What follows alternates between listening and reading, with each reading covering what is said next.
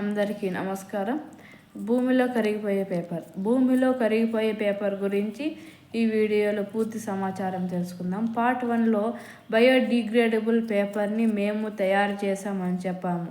అంటే భూమిలో కరిగిపోయే పేపర్ అన్నమాట. దానిని మేము న్యాచురల్ మెటీరియల్ అయిన మొక్కజొన్న పిండితో తయారు చేసాం. ఇది 180 రోజుల్లో కరిగిపోతుంది. దీనివల్ల మట్టికి ఎలాంటి హాని ఉండదన్నమాట. ఈ పేపర్ని వాడడం వలన రైతులు కూడా ఎంతో కొంత పొల్యూషన్ అనేది తగ్గుతుంది.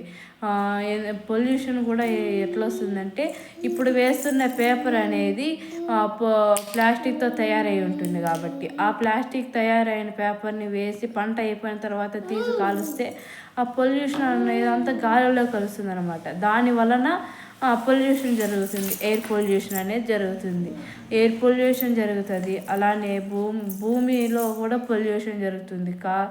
ఎంతో కొంత దున్నితే దాంట్లో ఉండిపోయి కరగక చాలా రోజులు బట్టి అలా పొల్యూషన్ అవుతుంది అన్నమాట.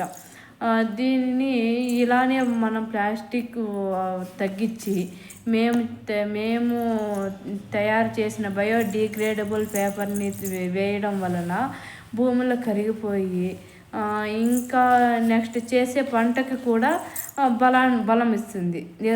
దానిలో కరిగిపోయి ఎరువులాగా అయ్యి ఇంకా చేసే వపంటలకు కూడా అలానే బలం ఇచ్చి పంట అనేది బాగా వస్తుంది అన్నమాట. దానివలన ఎలాంటి మేము తయారు చేసే దాంట్లో ఎలాంటి ప్లాస్టిక్ అనేది ఉండదు కాబట్టి మేము దీన్ని మీ వరకు తేవాలనుకున్నాం. సో